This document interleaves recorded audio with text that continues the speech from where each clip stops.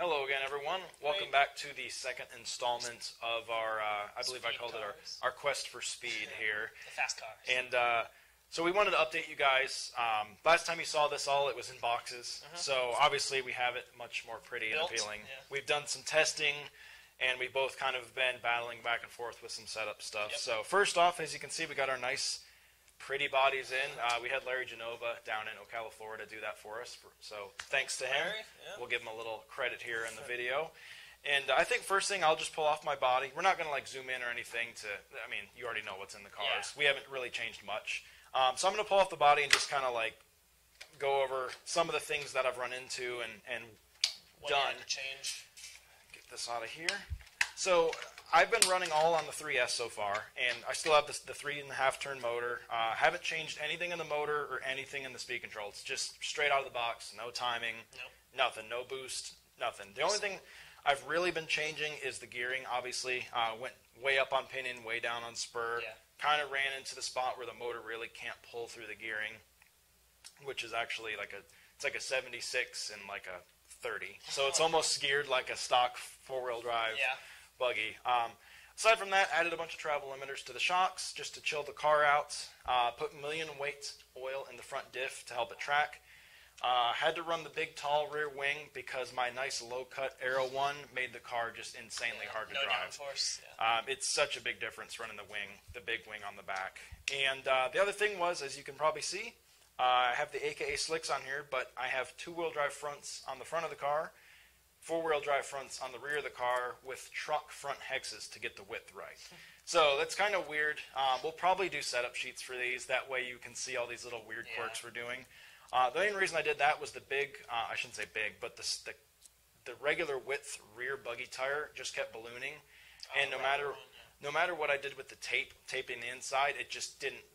It just made it off balance, and they started tearing. Ever since I went to fronts on all four corners, no problems. And are you still taping the inside of the tire with duct tape? No tape. It's just exactly how you'd buy it off the wall. And right now with the 3S, nothing else changed power-wise. I'm at 75 miles an hour, and Max thinks that's all I have. All I have left, but I remind him I still have the 4S battery that I can put in there. Okay. So I'm still 2 S's ahead of you. Yeah, you're maxed out. So, but yeah, that's pretty much it for the 22.4. If any questions, let us know. We'll answer them. But let's jump over to Max. See what he's done on his. So we've got the AD 4.0. We're on the foam tires, and I think the first thing you guys are probably looking at is this milled out kind of cut wing. I cut the back of the wing out so it's a little more aerodynamic, but I kept all the fins so it tracks straight. I've got 100,000 weight in both front and rear diffs, and the center diff I have 1 million weight, nice and thick. I've got running my 6S, and I took the battery tray out and taped the battery in, just because when I had the body on the car with the battery tray in, the body would kind of sit crooked a little bit, so it wasn't as aerodynamic as I wanted it to be. So I went ahead and double-sided taped that in so the body fits nice and low. I'm at a 23-tooth pinion, and I had to Dremel out the motor, the motor stays, so it'll come farther out. And I'm at 91 miles an hour. And unfortunately, I'm pretty tapped out on what I can do electronically, so I'm just going to have to keep adding gearing.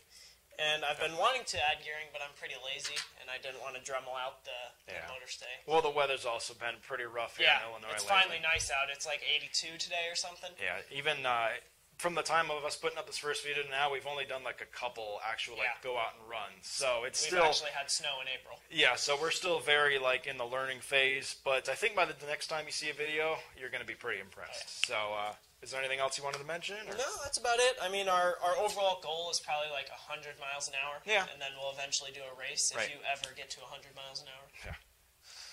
4S. Right here. That's a ticket.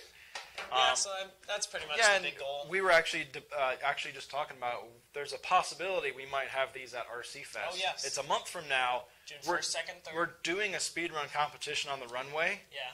Might be a good time to race them. We'll see. Stay tuned for that. Kyle's car may explode. My car may explode. Don't hold us to it. And there will be a ramp there, so you never know. Yeah, we may just jump them.